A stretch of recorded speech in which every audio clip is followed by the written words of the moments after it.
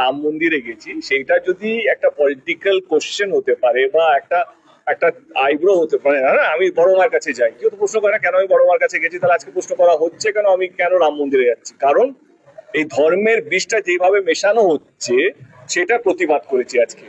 কে রাম আমাদের সবার রাম। রাম ঠাকুর কোনদিনও বিজেপির পতাকা নিয়ে জন্মায়নি, বা যখন আমরা ছোটবেলায় রামায়ণ দেখতাম বা মহাভারত দেখতাম, আমাদের কোনোদিনও মনে হয়নি এই রামায়ণটা রামানন্দ সাগর যখন বানিয়েছিলেন, if I am not wrong the producer name, তিনি বিজেপি কে ভেবে বানিয়েছিলেন।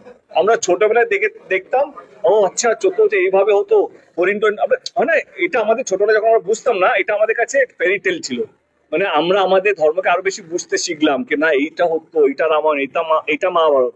আজকে হঠাৎ করে যদি একটা পলিটিক্যাল দল একটা আমাদের অস্তিত্বকে যদি হাইজ্যাক করে নেয়, যে বলে না এইখানে গেলেই মানে একটা দলের আমরা সমর্থন, না না